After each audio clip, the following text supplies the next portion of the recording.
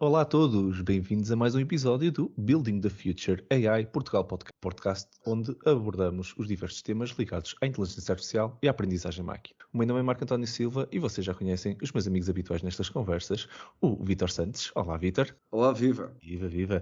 E o José António Silva. Viva, Zé.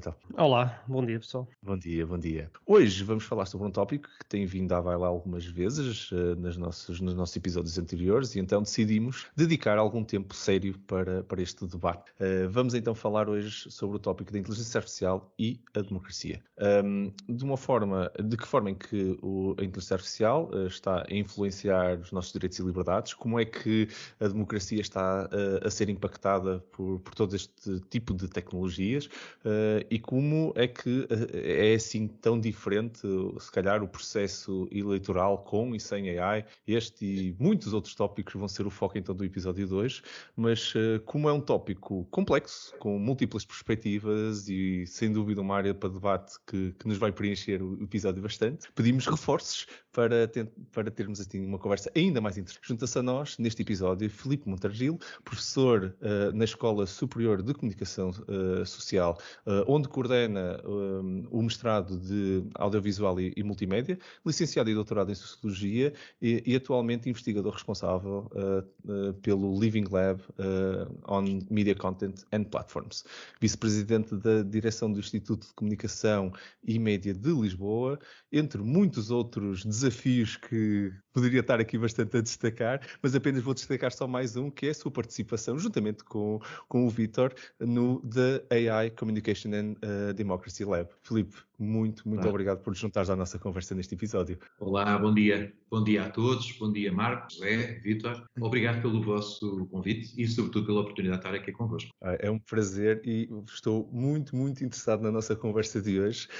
E se calhar ia-te desafiar, Filipe, para, como convidado até, dares aqui, se calhar, o pontapé de saída na nossa conversa e falarmos um pouco, então, nós já falamos muito sobre AI em muitos episódios, se calhar não falamos tanto sobre democracia, pode ser um ponto de entrada interessante, falamos sobre os pilares, então, que definem um pouco a democracia e depois começamos, então, a falar sobre eles, que parece. Eu acho que isso é um ótimo pontapé de saída, até porque nos pode ajudar aqui a delimitar um pouco, porque quando pegamos num tópico que é tão vasto como o do AI, e um bocadinho daquilo que eu sei sobre o tópico é, aliás, ainda por cima, através deste podcast, e o aplicamos a uma área também tão vasta como a da democracia, nós corremos um bocadinho o risco de estar a falar sobre tudo, e quando estamos a falar sobre tudo, no limite não estamos a falar sobre nada, não é? E, portanto, aqui eu diria que, apesar da dificuldade que nós temos em delimitar um conceito de democracia, e essa dificuldade existe mesmo por causa das ciências sociais. Diferentes autores e diferentes correntes pensam de maneiras diferentes, definem de maneiras diferentes a democracia. Mas eu diria que nós podemos ter pelo menos 4 patamares que eu acho que são claramente fundamentais para a democracia. O primeiro, se calhar pode parecer abrangente demais, mas é um pilar sem o qual nós não temos democracia, que é, na prática, o do Estado de Direito. E, portanto, se nós não tivermos um sistema em que as leis, as normas, os procedimentos,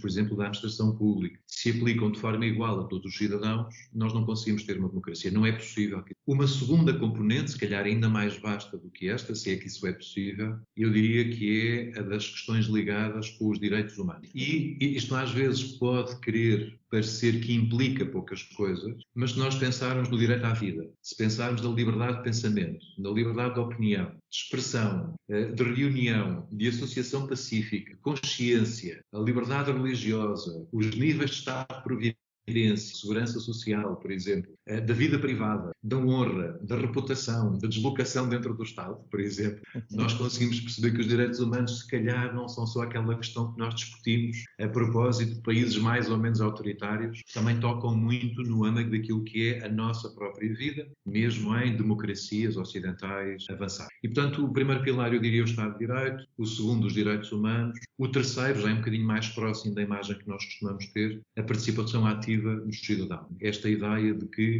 nós não podemos só associar-nos e manifestar-nos, de facto, associamos-nos e manifestamos, não é? E, portanto, temos opiniões, expressamos essas opiniões, tentamos influenciar decisões que para nós são mais ou menos importantes e, portanto, existe mobilização da parte dos cidadãos. E depois eu diria que o quarto patamar, talvez o mais restritivo de todos, restritivo no sentido mais delimitado, é a ideia de que precisamos de ter um sistema para escolher e para substituir um governo. Nós hoje em dia fazemos através de eleições, essas eleições têm que ser livres e justas, mas eu diria que isto é um bocadinho como se fosse quase a cereja no topo do bolo, não é? É importante para a democracia, mas os outros pilares também são...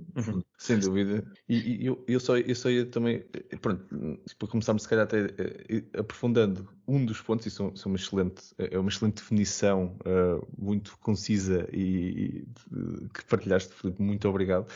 E acho que vai ser uma boa base para nós começarmos a nossa conversa. Eu ia puxar então se calhar o assunto da igualdade, e estamos falando um pouco pela positiva, da igualdade que um algoritmo de inteligência artificial olha, ou a forma como ele olha para as pessoas ou não é? Ou desigualdade, de vez em quando, feito com bias, e nós já discutimos isso algumas vezes.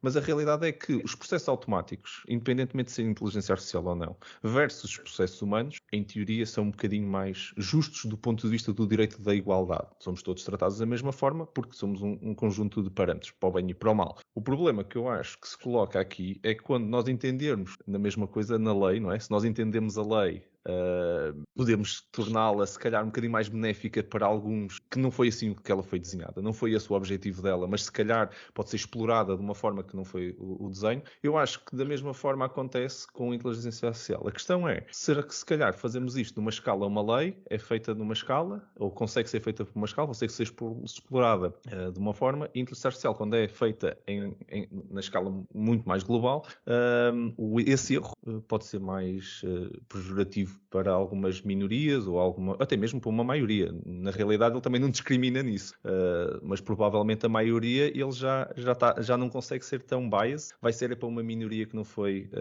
representativa no seu treino, não fez parte integrante, se calhar, de um set de teste, e por causa disso não foi validada e acabou por chegar à produção, chegou ao mundo, e de um momento para o outro temos cenários como já aconteceram, de minorias de cor que não eram vistas da mesma forma como os caucasianos todos que tinham sido treinados nas universidades, lá no dataset Harvard, por exemplo. Estamos a falar daquele problema de detecção facial ou outros, não é?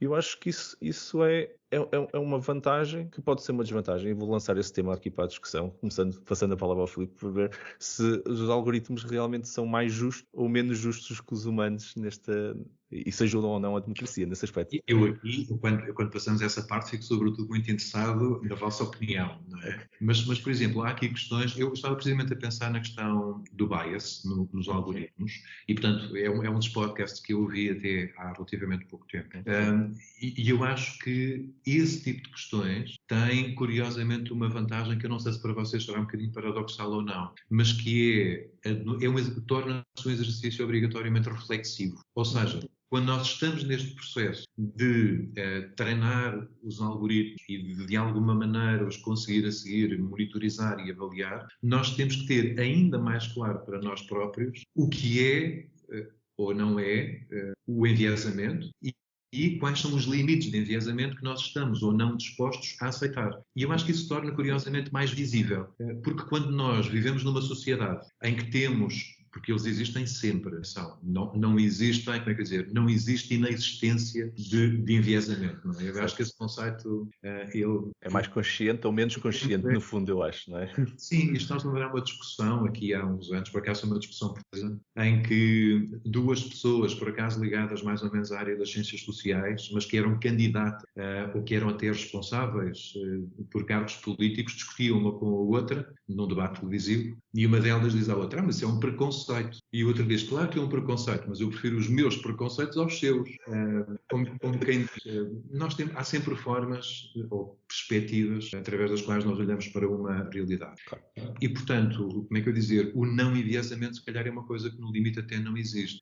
E, portanto, quando nós corrigimos, por exemplo, alguns tipos de se calhar, não sei qual é a vossa opinião, mas se calhar estamos a introduzir outros, não é? Que achamos socialmente mais justos e que achamos mais desejáveis. E, portanto, curiosamente, uma das coisas que a mim interessa muito é que a inteligência artificial tem este dom de nos obrigar a olhar para nós próprios fora. Então, quando nós vemos um algoritmo, é como se nós estivéssemos a ver o outro, não é? Outra entidade, outra cultura diferente que não a nossa, a pegar nas nossas normas. E isso, de repente, obriga-nos a dizer, não, espera lá, essa não é a maneira correta de interpretar aquilo que nós fazemos. Bom, se nós estivéssemos a olhar para nós próprios, cada não íamos conseguir fazer isso. Portanto, eu diria, curiosamente, esta é uma das consequências que eu vejo ali. Adoro o ponto, adoro o ponto. Vou passar a palavra ao Vítor, mas só queria sublinhar que adorei esse ponto. É mesmo tornar o unconscious bias conscious, porque temos que o programar de alguma forma, ou temos que o definir de alguma forma, ou então não o fazemos, mas aí estamos a cometer um erro consciente, não é? Que ainda é pior. Não sei. Vítor, força. Passo-te a palavra porque acho que tu neste tópico também sei que é um tópico querido para ti. Vou-te passar já a ti antes de passar para o Zé. Nós temos, de facto, há uns anos para cá, temos estado a trabalhar nesta área de inteligência artificial e democracia e portanto, é de facto uma área que eu gosto muito, mas queria também aqui dizer uma coisa, que quando nós temos inteligência artificial e democracia, se calhar, como somos todos muito otimistas, pensamos logo que isto é uma coisa ótima. Portanto, pensamos logo, bom, como é que a inteligência artificial vai melhorar a democracia? E pronto, e nós dentro da democracia podemos dizer, bom, como é que vai melhorar, por exemplo, a transparência, a justiça, como é que eventualmente poderá melhorar a comunicação entre quem nos governa e os cidadãos, dando uma comunicação mais personalizada, tendo uma maior capacidade de auscultação, enfim, como é que poderemos usar todos estes algoritmos de inteligência artificial para melhorarmos a democracia. Mas o que é curioso é que estes algoritmos de inteligência artificial podem também ser exatamente todos eles, os mesmos algoritmos, bias ou não bias, exatamente utilizados para piorar a democracia. E muito. Por exemplo, um dos problemas da democracia, que é, por exemplo, a falta de justiça, de equidade e de justiça, bom, isto pode ser realmente melhorado pela inteligência artificial, mas pode ser muito piorado. A questão da liberdade pode ser realmente melhorada através da inteligência artificial, ou pode ser piorada, porque basta lembrar-nos, não era exatamente um algoritmo de inteligência artificial, mas havia inteligência por trás do famoso romance do George Orwell, não é?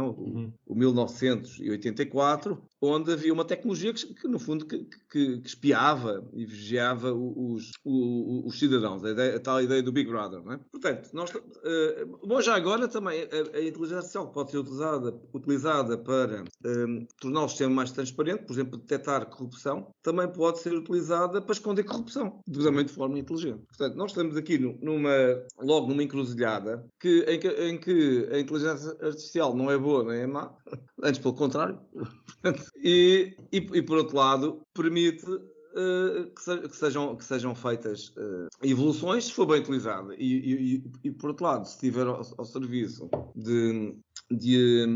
digamos, de pessoas que são contra a ideia da democracia, então será uma ferramenta muito poderosa para nos dar uma série de dores de cabeça no futuro. Portanto, eu diria que realmente, para além do bias, e eu acho interessante aquilo que o Filipe estava aqui a comentar, eu diria que para além deste bias ainda temos a própria IA, per si só, como é que ela cruza, portanto, como não é um problema como cruzar. E já agora, imaginando, dando aqui uma especulação, e só para devolver aqui a bola, muito rapidamente, bom, se a própria inteligência artificial for mesmo inteligente, e lembram-se destas conversas que temos tido sobre a inteligência falsa, mas se isto acontecer, se esta inteligência for mesmo inteligente, vai tomar decisões racionais para a sobrevivência, tal e qual, como se lembram, como o HAL, no famoso filme 2001, Odisseia no Espaço, percebeu em determinada altura que o mais inteligente para conseguir completar a missão era desligar os humanos.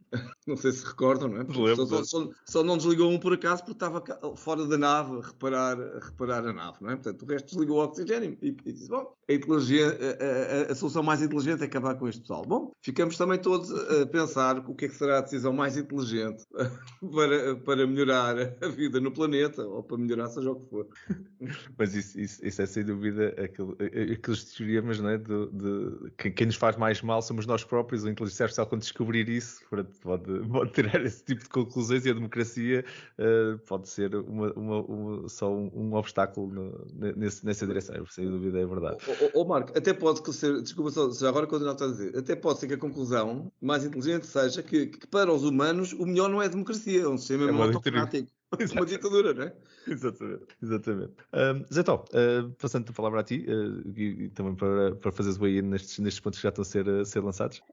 É muito interessante ouvir estas, e o Vítor foi buscar aqui o 1984, e nós, ao fim destes anos todos, não é, de evolução de tecnologia, estamos aqui a acreditar que com toda esta informação que as pessoas têm acesso, etc., vão fazer um escrutínio muito maior e vão escolher em consciência, num ato eleitoral, vão escolher os melhores representantes. Agora, nós sabemos que tudo isto hoje em dia é uma máquina gigantesca que trabalha focus group, sondagem, formação de opiniões, etc. E para isso tudo é necessário recursos, é preciso muitas pessoas para estar a influenciar muitas pessoas para conseguir fazer isso tudo. E eu acho que é aqui, exatamente, que tem havido maior exploração deste tipo de tecnologias. E é aqui que isto é mais perigoso.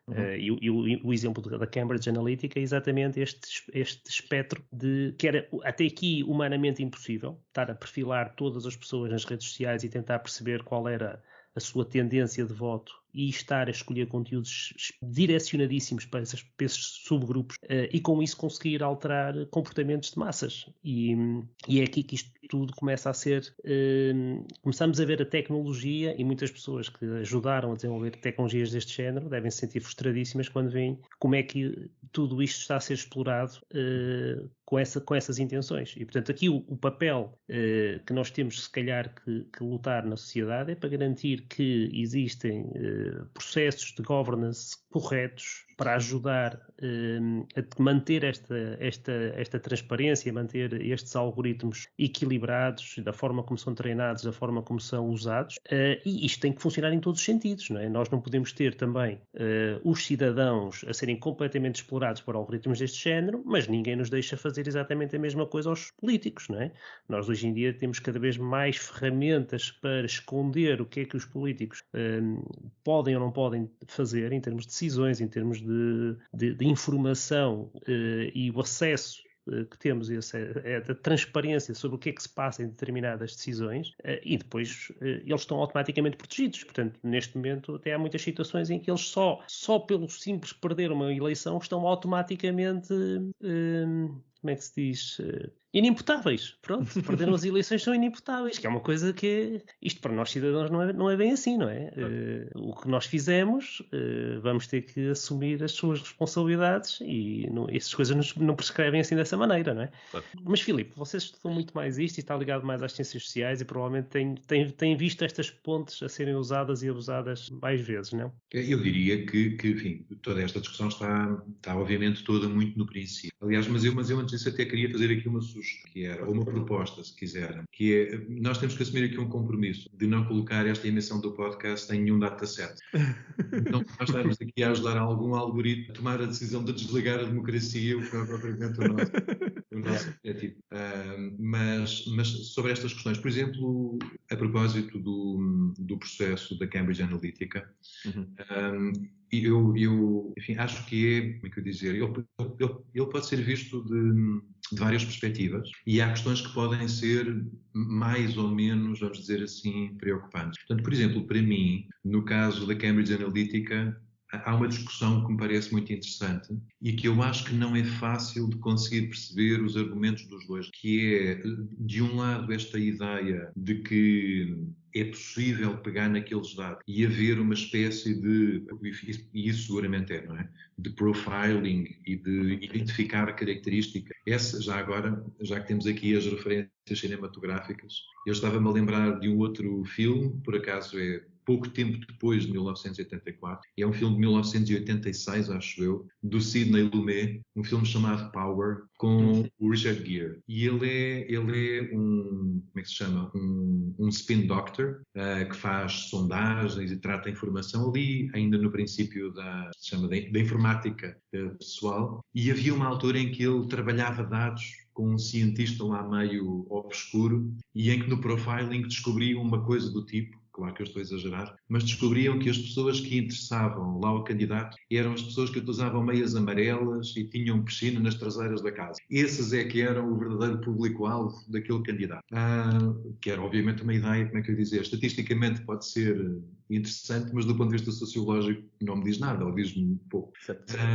Mas independentemente disso, podemos aqui tentar perceber até que ponto é que isso é verdadeiramente, como é que eu dizer, passível de ter consequências, ou, do outro lado, até que ponto é que nós temos aqui uma argumentação que é eventualmente um bocadinho exagerada por parte da Cambridge Analytica, por parte dos seus stakeholders, até porque, por exemplo, a Cambridge Analytica, ela, enfim, fechou, mas aquele conjunto de pessoas não desapareceu propriamente do mercado, não é? Portanto, vocês têm ali pelo menos mais 2 ou 3 empresas que têm bastante interesse, penso que é a Emerdata, a Auspex, a data própria, que continuam a vender muito aquela ideia de que nós pegamos aqui nos datasets e conseguimos fazer magia com isto. Será que isso é verdade ou não? Eu não digo que não, mas curiosamente encontrei um debate muito grande à volta desta questão, inclusivamente com alguns cientistas políticos a serem bastante céticos sobre o alcance do efeito que isto hoje em dia efetivamente pode ter ou não. Mas independentemente disso, há uma questão que eu acho que é indiscutível, que é de que há um leak, há uma passagem de informação pessoal, de quebra da privacidade, de centenas de milhares ou milhões de pessoas, e isso só por si é obviamente muito grave. A outra questão, a questão do alcance, eu também gostava de vos ouvir, porque, como é que eu dizer, consigo compreender em parte argumentos de um lado, mas também argumentos do outro. Eu vou só dizer sobre esse ponto. Eu acho que a inteligência artificial tem uma vantagem que é a grande desvantagem que andamos a tentar resolver, que é incapaz de ter um peso emocional, não é? E as suas decisões não são emotivas. Ela olha para os dados de uma forma crua, única e exclusivamente intelectual. Descobriu que é estatística pura, exatamente. E essa parte é que nos permite chegar a essas conclusões que não são representativas sociais, como o exemplo que estavas a dar, Filipe, de se os que interessam têm meias amarelas e a piscina no backyard, e esse é que interessa. Nunca ninguém emotivamente ia sequer dar importância a essa relação, mas se calhar é tão determinante que o algoritmo vai encontrar. É a desvantagem, mas é também a vantagem, porque é muito mais só intelectual, e nenhum ser humano consegue fazer, num processo democrático, ir votar só pelo lado intelectual, não é? Quer dizer, li o mapa político que me foi determinado para mim, vi a identificação e o alinhamento com aquele partido político e vou votar nele pelos ideais só, puramente, até próprios ideais já são uma questão, eu acredito nestes ideais, o acreditar já é quase uma vertente emocional. Por isso é que eu acho, por um lado, os algoritmos de inteligência artificial têm um bocado de dificuldade em entender a essência do voto. Aquela pessoa vai votar. Contudo, há padrões que, quando, na minha opinião, são suficientemente grandes, isto é, eu consigo ter uma amostragem da população suficientemente grande, mesmo que o erro depois exista lá dentro, e se calhar há algumas pessoas que efetivamente mostram estes padrões todos, preenchem, checks all the boxes, não é? Preenchem ali os requisitos que o algoritmo encontrou, mas não são verdadeiramente o público-alvo de um partido antidemocrático, por exemplo, e que seriam os que iriam para a rua, se calhar nem todos foram, mas eu acho que a estatística acerta muito, e não é por acaso que as nossas sondagens não são, a partir de certo nível de confiança, elas acertam. Há surpresas, e eu acho que isso aí é que é a grande questão. Um algoritmo tem o poder de mudar-se até mesmo essas sondagens. Nós estamos no mundo das sondagens a determinar o que é que vai ser o outcome daquela eleição, e depois temos alguma coisa que está por trás a mudar esse paradigma, e e ele próprio, se conseguir introduzir 4 ou 5 variáveis que as sondagens não estão a ver, porque é normal, porque estão a partir do modelo anterior do ano passado, e agora eu introduzi aqui uma variável nova. E isso pode ser um problema também para a democracia, porque as próprias pessoas que estão a votar estão a confiar no modelo do ano passado, continua válido. A abstenção, se calhar, existe também por causa desses modelos, já agora, na minha opinião, porque se a máquina é sempre igual, eu nunca tive grande impacto nesta matéria, e a democracia também está ameaçada pela própria estatística já antes da inteligência artificial e do status quo, mas ao mudarmos o status quo estamos a criar entropia, e essa entropia pode ser positiva ou pode ser negativa, e essa entropia pode ser, na minha opinião, e com estes modelos de inteligência artificial, influenciada. Eu posso direcionar a entropia para a direção que eu quero, e isso é que pode ser, na minha opinião, uma grande ameaça. Zé Tó, querias falar? Força. Não, eu estava a dizer assim, este tipo de exercícios de profiling sempre existiram. Quando um político visitava uma determinada instituição ou um grupo de uma determinada área, o que ele estava a fazer era exatamente interessar aquele segmento de pessoas, de formas de pensar, etc. Portanto, isso sempre existiu, e de certeza absoluta que o político sabia perfeitamente que quando estava perante um determinado grupo falava de umas coisas e quando estava perante outro grupo falava de outras. Portanto, isto sempre existiu. Aqui as máquinas estão a trazer níveis de automação muito maiores, escalas completamente diferentes. E aqui nesta parte, eu acho que estas empresas vão sempre defender que o que elas estão a fazer é otimizar custo. Portanto, elas estão a ajudar os marketeers a reduzir os gastos com comunicação, estão a direcionar campanhas às pessoas certas, etc. E, portanto, essa parte toda é uma parte mais de execução das campanhas, ok? E, portanto, isso vai ser muito difícil proibir esse tipo de coisas, ok? Ok, há aqui borderline a questão de quais são os dados que estão a ser usados para fazer a perfilagem, e isso, como é que foram obtidos, e isso pode ser mais ilegal, mas os nossos comportamentos, aquilo que nós fazemos hoje em dia nas redes sociais, etc., e os sítios que frequentamos, os sítios onde estamos, etc., acabam por ditar um bocado qual é o nosso... onde é que nós nos situamos. E, portanto, é isso que eles usam, obviamente. Portanto, quando a história de estar naquele clube de leitura, ou estar naquele grupo de influência, ou estar naquele protesto, nós estamos claramente a dar essa informação ao público, ok? E, portanto, o que as máquinas estão a usar é exatamente esse tipo de informação. A outra parte aqui mais complicada é aquela questão da produção das notícias. O que é que vai ajudar a montar uma opinião? E aí chegou-se à conclusão que eles estavam a ser capazes de produzir, mesmo com notícias falsas, estavam a ser capazes de produzir convicções nesses subgrupos.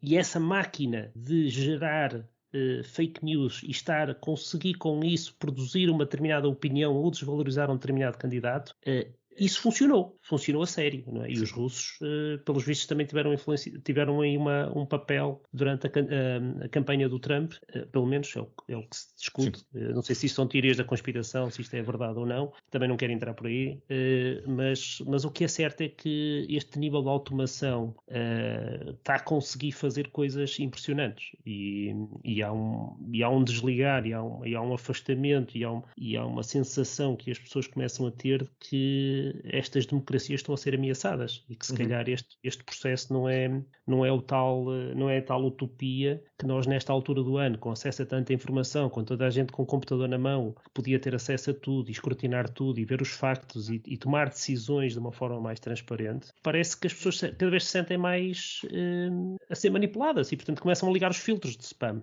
não é? Filipe, achas que hoje em dia as pessoas confiam no que leem, confiam nos jornalistas, confiam na justiça?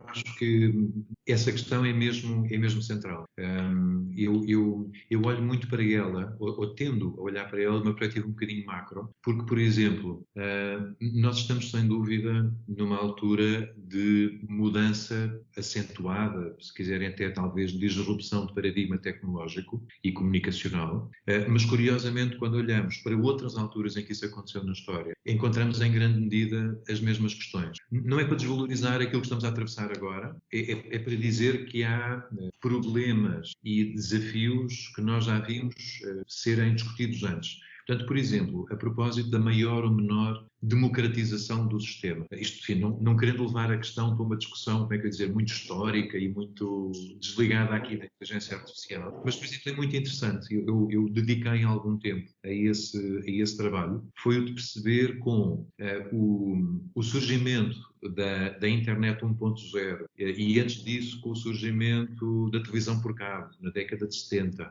e antes disso, ou mais ou menos na mesma altura, com a aurora da informática pessoal, dos computadores pessoais. Antes disso, com a televisão, ali na década de 30, 40. Antes disso, com a rádio, nós encontramos, e antes disso com a imprensa, até já agora, nós encontramos sempre esta discussão. Se a tecnologia, o que é que ela vai mudar ou não vai mudar, o que é que ela ameaça ou não ameaça na democracia. E eu, desse ponto de vista, diria, talvez arriscasse dizer aqui uma coisa, que é, eu acho que é ingênuo nós acharmos que a democracia está, por defeito, consolidada. E eu digo isto contra nós próprios. Havia, por exemplo, uma área na ciência política, que eu acho que continua a ser muito relevante, que é a chamada área da consolidação democrática. E, tipicamente, quem eram os autores da consolidação democrática? Tipicamente eram ou norte-americanos, sobretudo, ou então, eventualmente, europeus, nos países mais ricos, a falarem, mas muito norte-americanos até, a falarem sobre quão frágil era a democracia em países africanos, ou da América Latina, ou eventualmente da Europa do Sul. Bom, esse mesmo país, poucos anos depois, elegeu Donald Trump como presidente. Eles não exatamente. A consolidação da democracia nos Estados Unidos, não é? Portanto, se calhar, afinal, era uma discussão que valia a pena ter feito. E, portanto, primeiro, eu acho que nós temos que pensar que a democracia é sempre um património, vamos dizer assim, frágil. E já agora, gostava de vos propor aqui uma ou duas distinções, para ver o que é que vocês acham também sobre esta questão. Quando nós falamos em política, e daquelas 4 dimensões, e eu diria que, por exemplo, quando falamos do Estado de Direito e da questão dos direitos humanos, enfim, a mim parece-me que estamos numa fase em que o AI já está a começar a fazer muita coisa e a mostrar resultados da sua utilização. Quando pegamos nas questões da participação ativa dos cidadãos e nas questões da democracia e da eleição, da participação nas eleições, eu acho que é ainda, pelo menos para já, mais difícil nós imaginarmos formas de aplicação do AI, porque são áreas, como é que eu ia dizer, que resistiram muito ao longo do tempo. Nós votamos hoje, mais ou menos como se votava há 200 anos atrás. A nossa forma de votação não mudou muito e eu acho que isso nos dificulta. E já agora, uma outra distinção, eu fui ganhando a ideia ao longo do tempo que faz muita diferença nós olharmos ou para o lado, vamos dizer assim, das formas tradicionais de participação, das formas convencionais, aquelas que são criadas pelo próprio sistema, a militância em partidos políticos, a votação em eleições, a votação em referendos, a participação em sindicatos, as manifestações, as greves por aí fora, e do outro lado as formas não convencionais de participação. Aquelas formas que são, como é que eu digo, que são feitas um bocadinho à margem do sistema. E eu curiosamente diria, e pelo menos é uma parte das conclusões a que eu fui chegando ao longo do tempo, que nestas dimensões da participação dos cidadãos, se nós olharmos para as formas convencionais de participação, aparentemente não há grande coisa a acontecer. Se nós olharmos para as formas não convencionais, curiosamente há imensa coisa a acontecer. Nós temos pessoas que apresentam blogs, posts, contas do Twitter, contas do Facebook, contas do Instagram com um profundíssimo conteúdo político, que se conhecem e se ligam e, como é que eu dizer, convocam sinergias a partir dali. E, portanto, são formas completamente novas, ou muito, muito novas, de criar formas não convencionais. Quando olhamos do outro lado, para as maneiras como o Estado desenha os canais de participação, parece que não está a acontecer grande coisa. E esse, enfim, pelo menos para mim, tem sido também um paradoxo que me parece interessante e curioso. Isso é um excelente ponto. E eu só ia acrescentar que isso é bom e mau também, na minha opinião. Até tanto do ponto de vista do campo da tecnologia, mas também do campo mais humano da sua participação. Porquê? Porque eu acho que o ser humano não gosta muito, ou naturalmente, a maior parte do ser humano, não quero generalizar também demasiado, mas não gostamos muito de ser contrariados. Por isso nós vamos para debates para ouvir opiniões semelhantes à nossa e gostamos de ser autovalidados pelas opiniões dos outros. Sentimos, há uma recompensa emocional de alguém dizer concordo contigo e até acho que, e construir em cima da nossa ideia. Nós sentimos-nos muito bem. Alguém vir e dizer assim, não concordo nada com isso, até acho que é exatamente o contrário, e até te vou provar e vou-te mostrar porque é que eu acho isto tudo, a pessoa sente-se um bocado derrotada. E a palavra derrotada até acho que é a melhor forma de descrever o estado emocional que a pessoa depois acaba por ter. Isto para um algoritmo de inteligência artificial, por exemplo, e para a utilização da tecnologia, eu vou à procura deste tipo de recompensas, não é? Quer dizer, a pessoa vai fazer um clique, vai comentar, vai criar engagement, e nós próprios medimos do ponto de vista de imprensa também nisso. A pessoa comprou mais o meu jornal porque tem o título sensacionalista que chamou 50 pessoas a comprar só naquela banca na primeira hora, e depois essas 50 pessoas levaram o jornal, abriram no café e toda a gente leu aquilo e foi comprar o jornal porque também quis ler. E pronto, e é assim que as coisas acontecem. Eu acho que a dimensão, acho que até a Rosetta gostava de falar do ponto da escala, eu acho que chegamos aqui a um problema de escala. Quando nós aplicamos isto num nível mundial, com datasets que são quase, conseguiram tocar todas as pessoas. Há bocado vocês estavam a falar do Cambridge Analytica, não é? Eles prometiam que tinham, acho que era 15 data points ou 10 data points sobre todos os cidadãos americanos. Isto é uma coisa impensável. Não há nenhum jornal que tem 10 data points, nem 5, sobre todos os seus leitores, muito menos sobre todas as pessoas aqui em Portugal, todos os habitantes de Portugal. Por isso, não acho que o grande problema é há hoje dados acessíveis e pegando no pilar da privacidade e até mesmo da liberdade, do direito religioso e dos outros direitos todos que são direitos base humanos, que Filipe estavas a definir também como um dos pilares da democracia. Eu acho que esse foi violado não pela inteligência artificial, mas pelas pessoas. Pelo nosso, se calhar, ingenuidade, da forma como já há muito tempo a televisão, os jornais, e nós estamos a deixar que as nossas opiniões sejam influenciadas pelo que lemos, sem questionar. Acho que foi o Vítor que estava a dizer que a democracia, pronto, está ali um bocadinho mais... nós não questionamos tanto. E acho que o que nós lemos, o que nós vemos na internet de vez em quando não é questionado. E a inteligência artificial consegue fazer isso de uma forma ainda melhor, que é, eu então vou fazer o target a quem vai clicar e quem vai fazer engagement, consigo entender isto, porque é uma coisa clara, clicou, então gostou, ou pelo menos leu, então eu vou otimizar com base nisto. Isto vai-me criar um nicho, vai-me criar uma comunidade toda de pessoas com a mesma opinião, que vai se autovalidar, e de um momento para o outro, eles todos que nunca se conheceriam no mundo, porque estão em zonas diferentes, estratos sociais diferentes, têm todos unidos pela aquela crença. Essa crença, que é uma coisa emocional que a inteligência artificial não conseguiu entender, foi a armadilha para eles todos acreditarem numa fake news e de um momento para o outro acreditarem que aquilo é verdade, espalharem isso e a democracia não saiu a ganhar, nesse caso em particular, só saiu a perder, e na minha opinião a humanidade também não saiu a ganhar, andamos a espalhar falsas notícias. Não sei, Vítor, passando-te a palavra a ti, o que é que tu achas deste ponto?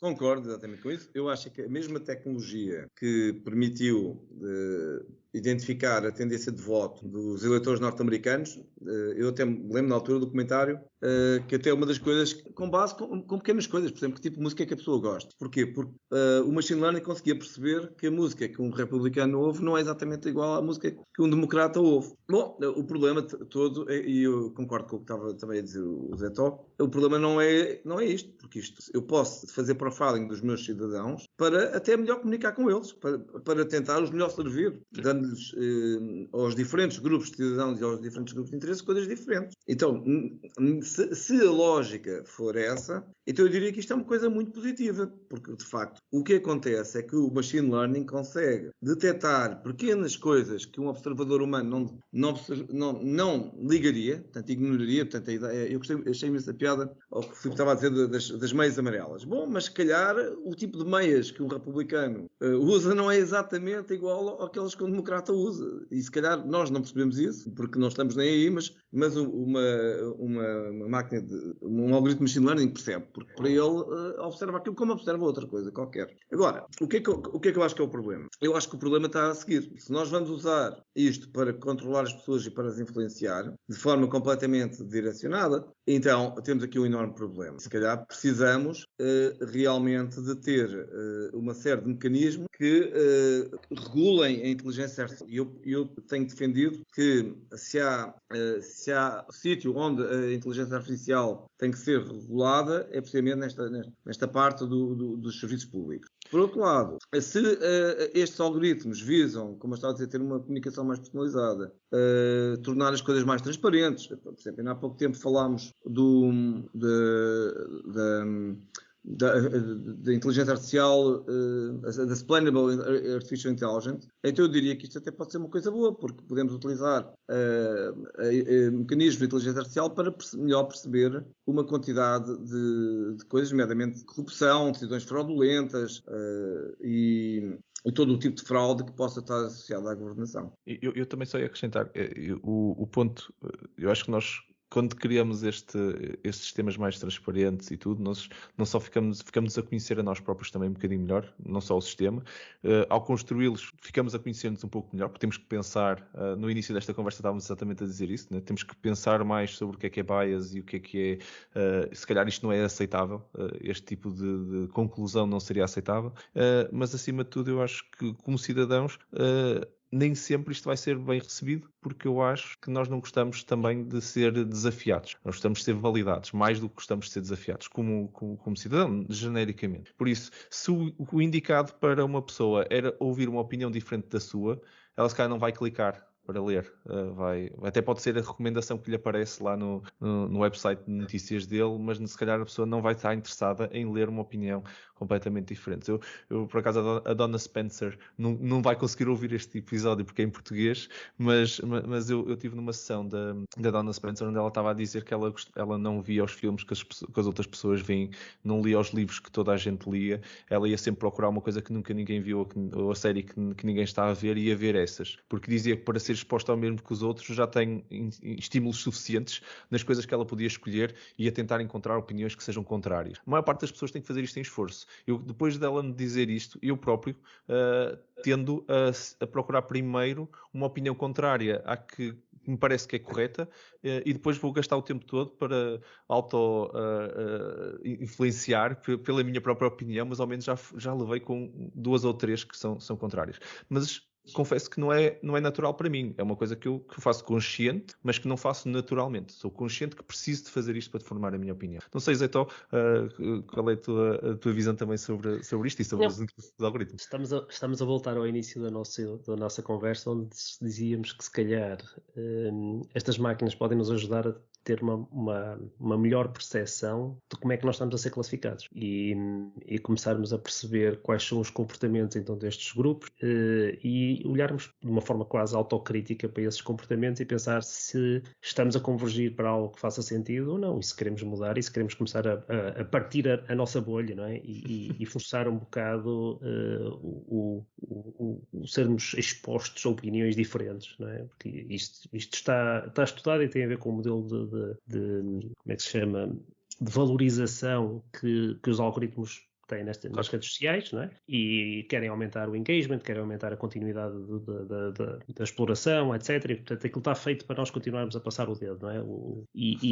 Há um documentário muito bom sobre isso. Já não me recordo o nome agora, não me está a vir à cabeça, mas há um documentário recente na Netflix muito, muito interessante sobre este problema. O Social Dilemma. O Social Dilemma, exatamente. E, portanto, o modelo está a empurrar para ali e as pessoas sentem esse conforto de estar constantemente a sentir que, ok, o que eu estou a dizer, o que eu estou a ver bate certo com as minhas convicções e vou continuar aqui a ler isto.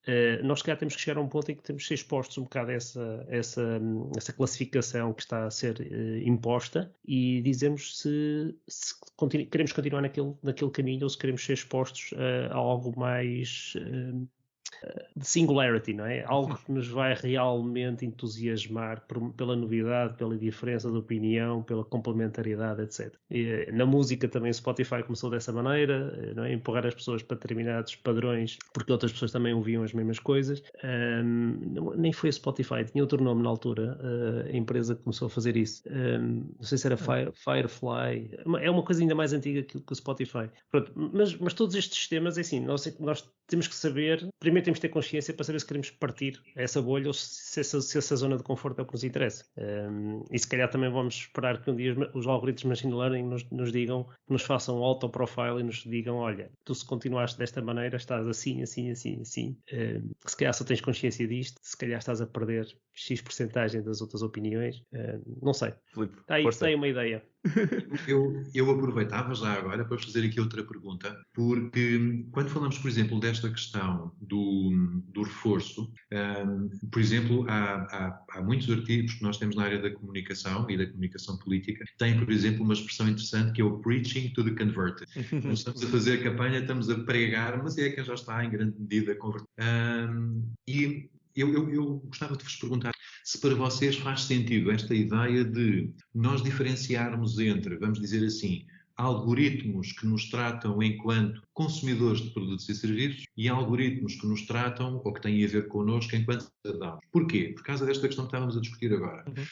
Eu, como utilizador de produtos de higiene e de saúde, por exemplo, e de produtos domésticos, se calhar estou muito interessado que o algoritmo seja muito eficiente a sugerir-me coisas. E, portanto, se eu não utilizo amaciador, eu já agora agradeço que os algoritmos não me ponham muitos anúncios de amaciadores de cabelo. Porque não é o meu target, não é? Eu não faço parte desse público-alvo. E isto faz sentido quando nós pensamos, se calhar, globalmente, nas pessoas enquanto consumidores de produtos e serviços. Mas, do outro lado, se nós pensarmos em termos de cidadania, imaginem, por exemplo, uma pessoa que é mais liberal. Não vamos aqui dar exemplos dos partidos portugueses, mas até podíamos dizer alguém que ou é militante, ou é simpatizante, ou está mais próximo de um determinado partido. E que até tem muitos amigos em vários outros partidos. Tem enquadrantes mais liberais, mais socialistas, mais comunistas, mais da esquerda, mais da direita conservadora, por aí fora. E aí, tipicamente, aquilo que vai acontecer é que o algoritmo, como eu vou vendo muita coisa, mas faço sobretudo like nas pessoas e nos posts com que eu me identifico, vai tendencialmente apagando as outras. Bom, isso faz sentido com os amaciadores e com os shampoos. Do ponto de vista político, se calhar não faz muito sentido, porque eu posso não concordar com o meu amigo mais conservador ou muito mais liberal do que eu, mas eu continuo a querer saber as opiniões dele, não é? Eu continuo a querer poder ver o que é que ele tem para dizer sobre o assunto. Vocês acham que isto pode fazer algum tipo de sentido, estes algoritmos de cidadania versus algoritmos de consumidor e de agente do mercado? Eu vou pegar nesse ponto e vou só dizer que primeiro, eu acho que faz sentido, principalmente pela própria definição dos próprios modelos, que é está otimizado para um resultado, isto é, tem uma recompensa, que é a pessoa comprar os produtos, e o outro, em teoria, teria uma recompensa diferente. Agora, eu acho que aqui é quando entra a questão ética. O que é que me interessa? Interessa-me ter mais cliques, porque quem está a apresentar essas notícias não é o partido político, não é o Estado, é alguém que tem um jornal ou que está numa rede social, e o que me interessa é o engagement. Eu, se começar a ver muitas opiniões com as quais eu não clico, não interajo, eu eventualmente vou desligar. Que é a mesma coisa que se eu tiver a ver um programa de televisão para o qual de um momento para o outro eu já estou ligado ao telemóvel ou estou a fazer outra coisa, eventualmente digo, desliga lá a televisão. Não está ali a fazer nada, ou está a fazer corpo de presença. Eu quero que a pessoa não esteja a fazer mais nada, quero que as pessoas estejam a ver a televisão, eu quero que a pessoa esteja engaged, esteja a fazer likes, esteja a comentar, e ao comentar vai querer depois ficar engaged, porque se alguém comentar a seguir vai lá a ler e continua presa e já não consigo desligar da rede social. Por isso eu concordo que eticamente isso devia ser o ponto. O que eu acho é que o modelo de recompensa não está alinhado com o outcome que é eticamente responsável e correto. Por causa disso, o modelo que funciona para as recomendações dos shampoos vai funcionar para as recomendações dos artigos a ler, infelizmente, não é? Não quero ser provocador, mas isto no limite é um bocadinho aquilo que aconteceu com o chatbot da Microsoft, não é? Sim. Verdade, exatamente. O problema foi exatamente esse. O modelo de recompensa estava completamente desajustado ao que depois era o resultado final. E nesse caso até era desajustado para quem estava a fazer, e isso foi até considerado considerado um erro e acho que é um excelente exemplo de uma grande lição que devíamos estar a tirar. Se calhar devíamos estar a tirar a mesma coisa sobre as redes sociais, já há aí muitos documentários sobre este ponto, que é, nós estamos a incentivar, mas aí individualmente, e em massa, não é? Individualmente, mas na soma de todos os indivíduos, que estão todos a clicar e a recompensar esse tipo de informação, versus outras coisas. Ainda há pouco tempo estava a ver o programa da Filomena Cautela, onde ela estava exatamente a abordar o tema das redes sociais e a dizer que se calhar nós devíamos começar a tentar ler também informação noutras fontes que não seja se calhar a que está mais recompensada em nos dar informação que autovalida o que nós queremos, independentemente se é fake news ou não. E eu acho que isto é food for thought, para nós pensarmos um pouco. Força, Vítor. Não, ia só comentar que, de facto, nós temos também, está dentro do próprio ser humano, escolher se quer ser carneiro ou não. O problema é que se formos muitos, a democracia fica ameaçada. É aquela ideia do fast food, não é? Portanto, nós temos que, por trás disto, está também uma ideia de educação. Portanto, temos que educar as pessoas para não serem carneiras, para terem juízo crítico. E a massificação dos mídias e a ideias como o unanimismo, que podem vir e que podem também ser potenciadas por algoritmos de inteligência artificial, são ideias que têm que ser evitadas pelo próprio. Portanto, o próprio tem que procurar diversidade. Depois, ainda aqui, voltando ao que o Filipe estava a falar sobre a ideia de... Nós temos dado um nome a isto, que estava a falar, portanto, até quase por comparação com o CRM, não é, Filipe? Nós temos chamado isto de CIT-RM, Citizens Relation Management. Portanto, vamos ali um I e um T no meio. Mas é preciso ver que há aqui duas coisas. Uma coisa é eu ter uma comunicação com o cidadão que lhe é mais interessante, no sentido de relação com o Estado. Portanto, se eu sou um indivíduo, idoso, eu se calhar pretendo obter um determinado tipo de informação diferente daquela que o adolescente tem. Se calhar, se eu moro no meio rural, se calhar o que me interessa a mim, que me seja comunicado pelo Estado, não é exatamente igual à pessoa que vive numa grande cidade e por aí fora, não é? Portanto, quando nós estamos a falar de ter esta utilização de dados para fazer profile do cidadão, estamos a falar no fundo, ter uma melhor comunicação. É isto que é a perspectiva otimista. Não se trata ou não se deveria tratar, em princípio, de termos aqui, digamos, um poder de propagandística do Estado de opressão que tendo em vista um unanimismo e uma espécie de criação de manadas, eu acho que não se diz manadas de carneiro, rebanhos de carneiros, já estou a trocar aqui os coletivos, não é? Mas não se está aqui à espera de criar rebanhos, não é? Pelo menos não é essa a ideia. Agora, dito isto, se temos o perigo de haver rebanhos, bom, pois temos, claro. Claro que temos sempre o perigo de haver rebanhos, mas isto, eu queria aqui, sendo Bera, dizendo que isto é a questão dos rebanhos. Portanto, há quem nasça já na condição de carneiro, não é? Agora, há pessoas que escolhem ser carneiros, não é? Portanto, e a nossa inteligência artificial nem inteligência natural chega, não é? Eu não quero reduzir as pessoas dessa maneira, porque, assim, eu acho que o Filipe tocou aqui numa coisa que é, nós em determinadas situações queremos ter esse espaço crítico e há outras situações em que nós não queremos perder tempo para chegar à melhor solução. E o exemplo do produto de higiene é um excelente exemplo. Eu diria que isto vai para áreas bastante mais complexas quando começamos a comprar outros tipos de produtos para os quais nós não somos especialistas. Um produto financeiro, um seguro. Nós queremos que seja feito um bom perfil e que aquilo seja to the point, não é? Nós não queremos ser bombardeados com montes de opções que depois temos que estudar. Os fios, eu lembro de escolher um fio para ligar umas colunas a uma alta fidelidade, é uma coisa complicadíssima. Isto, hoje em dia é tudo wireless, com algoritmos de compressão horríveis e, portanto, nós passamos de uma super exigência de umas coisas para hoje em dia aceitarmos qualquer coisa como espetacular. E onde eu quero chegar há áreas em que nós queremos ter autocontrole e sentirmos que não somos total rebanho, e são as áreas que nós valorizamos mais, se calhar individualmente, e há outras áreas em que nós queremos que os algoritmos nos ajudem a encontrar a melhor solução, ok? De certeza absoluta que há pessoas que dizem, mas ir agora daqui para não sei onde, o caminho é que é a jornada. The journey is eu estou bloqueado aqui nas expressões. Mas o caminho é que é a coisa, então porquê é que eu não vou a pé?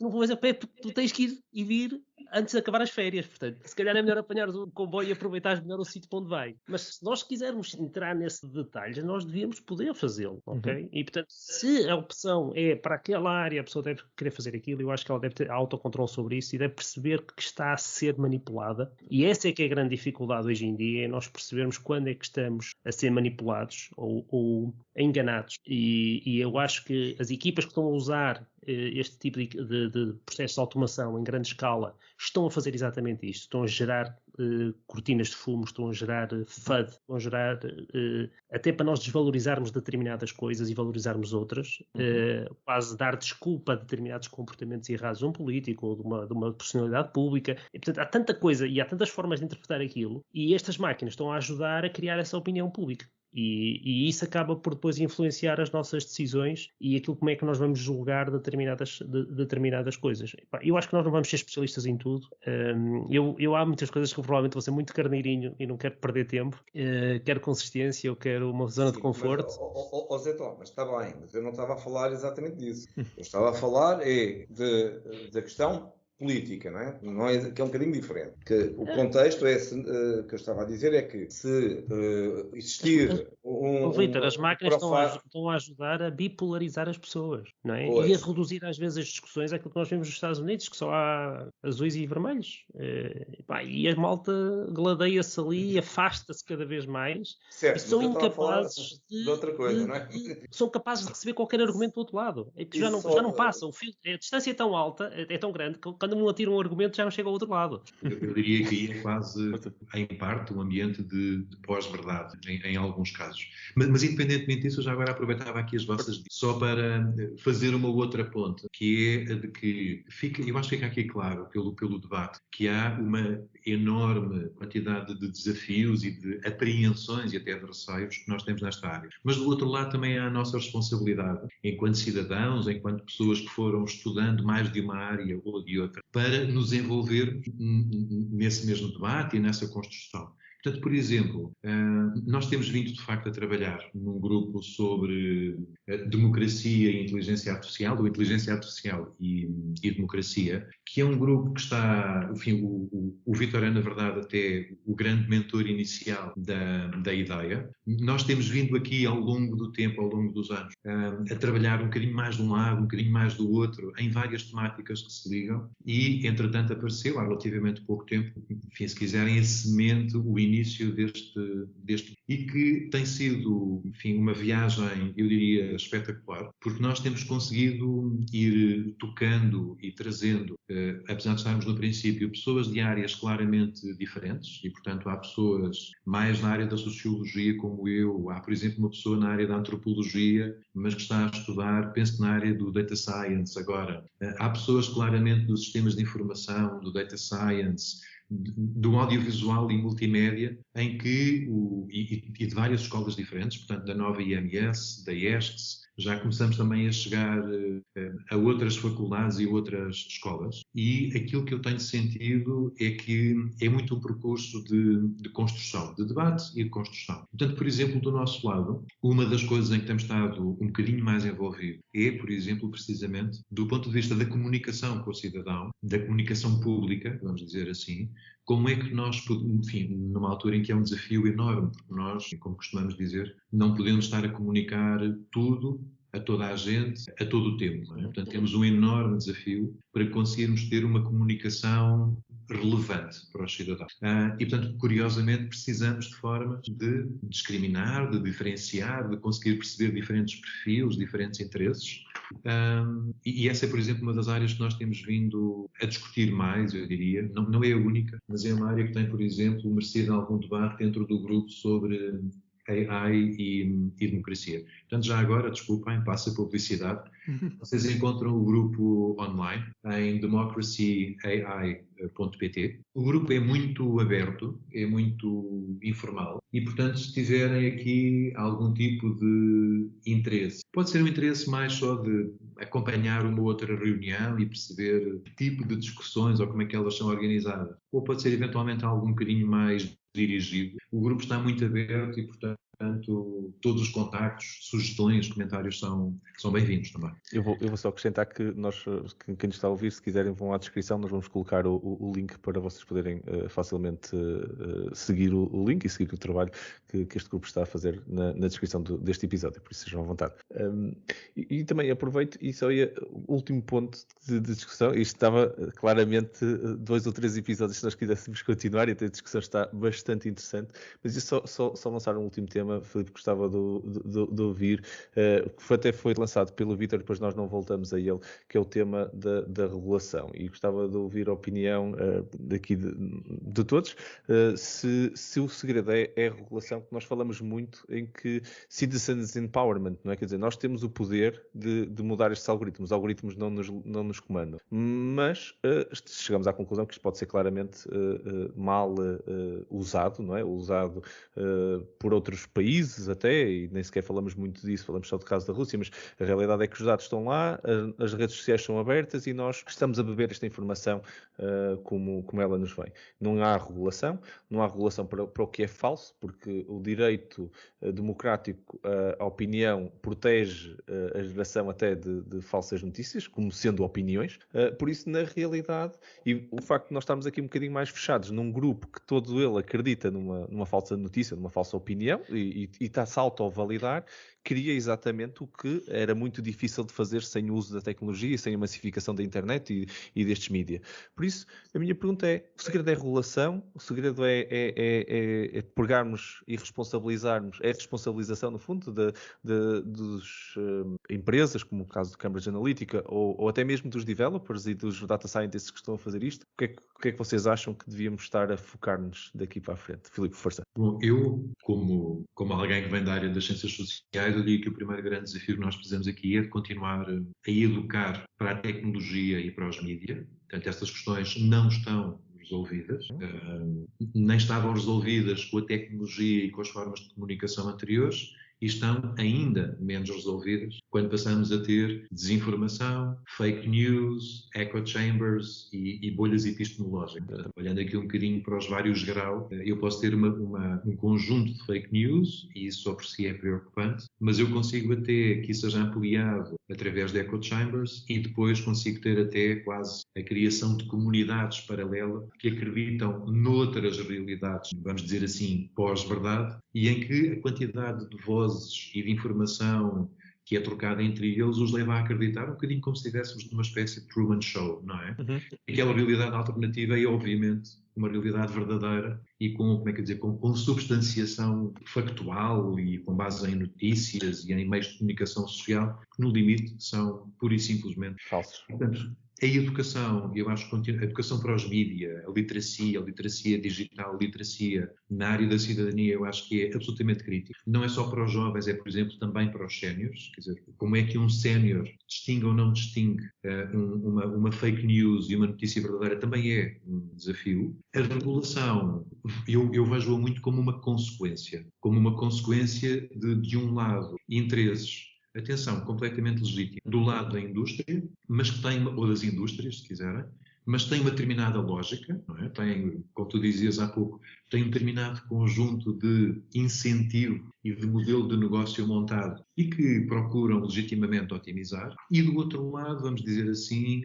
a discussão de cidadania que nós precisamos de ter.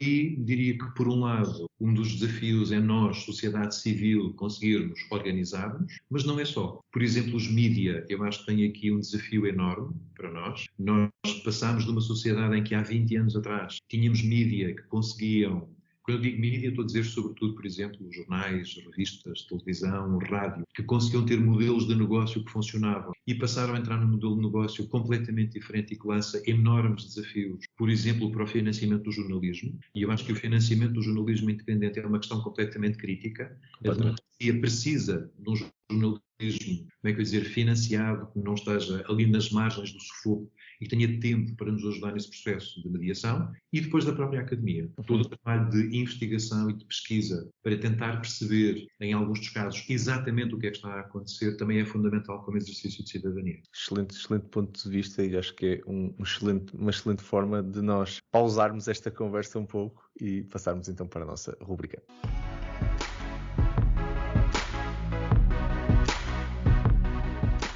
e bem-vindos à nossa rúbrica AI News, segmento que faz parte do final dos nossos episódios, onde cada um de nós vos traz uma notícia que sentimos que foi relevante e que surgiu recentemente ou de alguma forma achamos importante para vos trazer aqui neste episódio. Hoje, como temos um convidado, não vamos ter 3, mas sim 4 notícias para vocês e os links, só quero relembrar que estão sempre então nas descrições do episódio, todos os links que são referidos para vocês poderem então ler as notícias e investigar um bocadinho mais sobre os conteúdos que são falados. Filipe, como convidado, claro que vou-te passar a palavra para fazeres as honras da casa da nossa rúbrica. Que notícia trazes tu então para nós hoje? Eu, se vocês não me levarem a mal, tinha aqui não uma, mas 2 notícias para te sugerir. Sem problema. Uma que está, enfim, tentando aqui explicar rapidamente porque estas duas. A primeira é a divulgação do estudo dos valores europeus, que foi apresentado há muito poucos dias e que é um estudo importante porque ele fala sobre e caracteriza, tem um grande questionário com uma grande amostra. Este ano ele inclui à volta de 30, já não sei se são 34 ou 37 países este ano. É um estudo que é feito de 10 em 10 anos e que nos permite ter uma ideia da evolução, como o estudo indica, como o título indica, dos valores, das expectativas, das opiniões, da forma como, no fundo, os cidadãos olham para questões que têm a ver com a cultura cívica, com a cultura política e com os grandes valores. E eu escolhi falar em primeiro lugar sobre a divulgação deste estudo porque ele tem alguns sinais que eu acho que não podem deixar de nos fazer pensar. E, portanto, vocês têm, por um lado, resultados que apresentam um elevado nível de apoio à democracia e esse nível de apoio à democracia tem até vindo a evoluir, portanto, estudo após estudo, década após década, nós conseguimos perceber que o apoio à democracia é generalizado, portanto, a totalidade dos países, vamos dizer assim, apoia a global democracia, isso é obviamente uma boa notícia, mas do outro lado, por exemplo, em Portugal, quando olhamos para os dados portugueses, a rejeição de formas não democráticas de governo está a diminuir. E, portanto, quando nós falamos, por exemplo,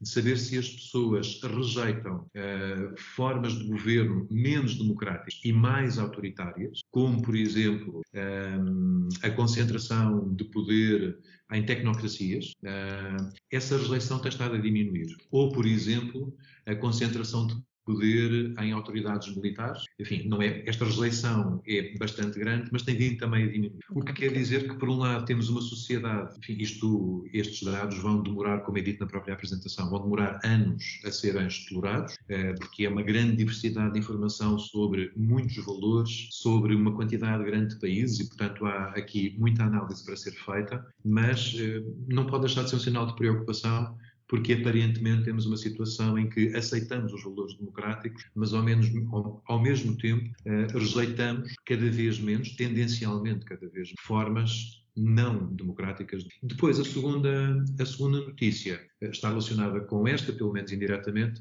Temos também há muito poucos dias a aprovação do programa de trabalho por parte da Comissão Europeia do Horizonte Europa para 2021 e 2022, especificamente na área da cultura, da criatividade e das sociedades inclusivas. A versão final foi aprovada, penso eu, a 15 de junho, e eu escolhi esta notícia porque a Comissão Europeia mostra claramente uma preocupação com esta dimensão da cidadania, dos valores, da democracia, da política, no sentido abrangente do termo, e existe, por exemplo, implementa uma candidatura específica em que a Comissão Europeia vai financiar um conjunto de projetos, especificamente na área da utilização de AI e de Big Data, aplicadas à democracia. E, portanto, isto é uma das oportunidades que nós temos, do ponto de vista da sociedade civil, do ponto de vista da investigação, dos centros, das universidades, de podermos responder e reagir com propostas criativas a estes desafios. E já agora posso acrescentar uma coisa, Filipe, se não é nenhum segredo, nós estamos a trabalhar precisamente numa proposta para a Comissão. E nós estamos envolvidos na preparação de uma proposta e, portanto, se tiverem eventualmente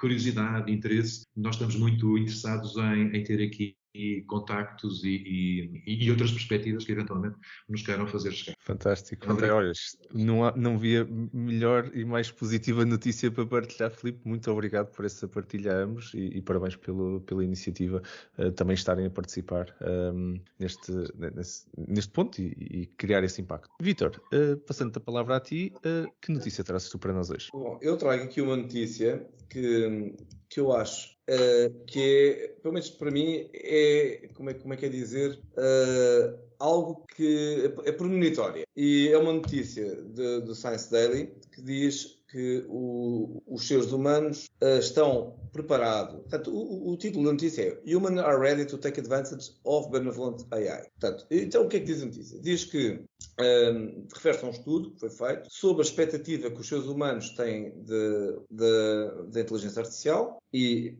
aqui tudo bem, esperam que a inteligência artificial seja benevolente e de confiança, tudo bem. Mas, por outro lado, quando é perguntado nesse mesmo estudo como é que pensam interagir com a inteligência artificial, então aí a coisa já é exatamente ao contrário. Ou seja, dando um exemplo que vem na própria notícia. Portanto, se tu vês a conduzir um carro e do outro lado vê um carro com um humano, tu tens alguma cortesia com o outro condutor e até és capaz de ceder a passagem, até és capaz de aguentar e chegaste para o lado. Se quem vier do outro lado for um carro autónomo, então tu não tens questão nenhuma. Nas ditas. E então, este estudo é engraçado e por isso é que eu acho que é premonitório, porque no fundo o que diz é, bom, os humanos esperam da sua cooperação, todos nós temos noção que esta cooperação e convivência entre a inteligência, os humanos e os veículos autónomos e as máquinas vai se intensificar. Bom, mas da cooperação nós esperamos o melhor destas máquinas, mas não estamos dispostos mesmo a dar coisa nenhuma. E portanto, eu acho isto um bocado premonitório e achei imensa piada este estudo e portanto, é de partilhar com todos. Muito curioso. Eu lembro-me de um estudo há uns anos atrás, e tu fizeste-me lembrar isso, que era que uns car makers, uns fabricantes de carros, que descobriram que se os carros tivessem a forma de uma cara na sua parte frontal, que as pessoas teriam um bocadinho mais de cuidado, não queriam bater nos outros e tinham menos acidentes. Até acho que foi o Google que desenhou lá o seu Google Car com uma cara, exatamente com base nesse estudo. Já lá vai uma década ou mais, muito provavelmente mais de uma década que esse estudo foi feito. Agora fizeste-me lembrar isso, que nós realmente somos seres muito estranhos na nossa capacidade de colaborar e o que é que nós consideramos realmente importante. Muito interessante. Mas então, e que notícia trazes tu então para nós hoje? Ora bem, eu hoje trago aqui apenas um link sobre programas de ensinar AI a adolescentes. E, portanto, eu escolhi um link que é uma notícia que a Microsoft produziu e que fala sobre diferentes projetos. O título até tem que é o Minecraft, está a ajudar a ensinar AI a crianças, mas depois entra por um exemplo muito mais interessante do Alice, aplicado aqui já com miúdas, que é outra das áreas onde a indústria está a tentar atrair mais participação, e portanto são links interessantes. Eu já estive envolvido também num Coder Dojo e a ensinar crianças, e portanto este tipo de recursos são extremamente úteis para quem está a criar currículo para adolescentes e de uma forma bastante moderna, com jogos, com temas como AI, podem ser uma excelente forma de começar a estimular o interesse por estas áreas.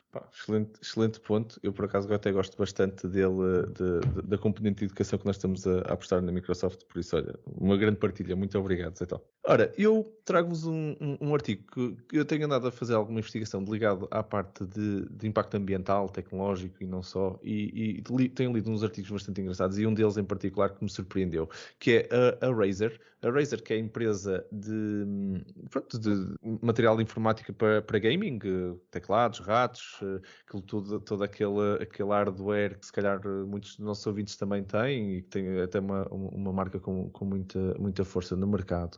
Está já com um programa de 10 anos chamado Go Green with Razer. É uma campanha que andam a fazer para investirem em coisas que sejam sustainability, no fundo, environmental sustainability, sustentabilidade ambiental, empresas que estão focadas nisso. E eles financiaram uma empresa chamada Clearbot, que está a fazer um bot, desenhou um bot autónomo, que agora com a versão do Razer ficou todo parece um computador de gamer, mas pronto, ficou muito mais potenciado, mas que no fundo está a navegar o cimo de um oceano à tona d'água e vai com computer vision detectar detritos, platas, lixo no fundo, e vai lá e começa a desenhar trajetos para apanhar todo esse lixo, e tem um pequeno cestozinho onde vai apanhando tudo isso e anda ali.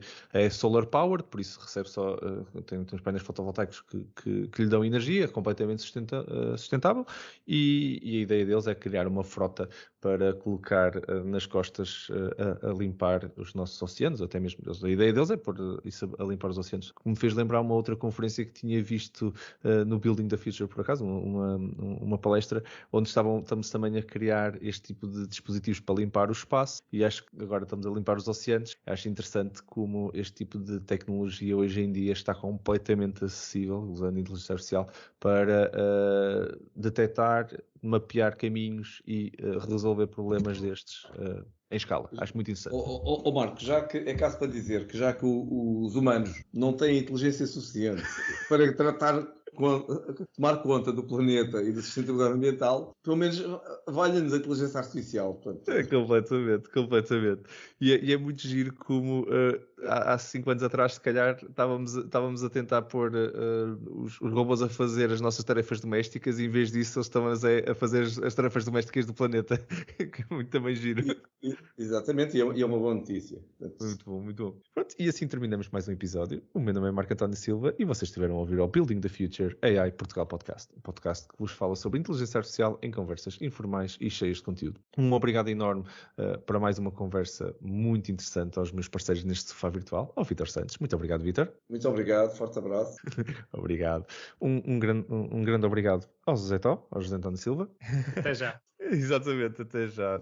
Obrigado a ambos, é sempre um prazer enorme estar a gravar estes episódios convosco. Claro, um obrigado muito, muito especial ao nosso ilustre convidado de hoje, ao professor Filipe Montargil, pela sua participação, pelo contributo enriquecedor nesta conversa. Foi incrível, pelo desafio que trouxe e pelo insight que conseguiu construir. Filipe, muito, muito obrigado. Obrigado, foi um gosto e, de facto, acho que foi um debate e foi uma discussão fantástica. Obrigado. Muito, muito obrigado. E, claro, um enorme obrigado a todos que estão desse lado a ouvir-nos. É para vocês que nós produzimos este conteúdo. Muito obrigado por estarem desse lado. Caso tenham algum tema que gostassem de ver discutido nos próximos episódios, alguma sugestão, algum comentário ou feedback, estamos sempre interessados em ouvir. Por isso, basta-nos fazerem chegar um e-mail para podcast@buildingthefuture.pt. Fiquem atentos para o nosso próximo episódio, nas habituais 2 semanas. Até lá, muito obrigado a todos por estarem desse lado e vamos então continuar juntos a ativar Portugal e a construir um futuro melhor com a tecnologia. Muito obrigado a todos.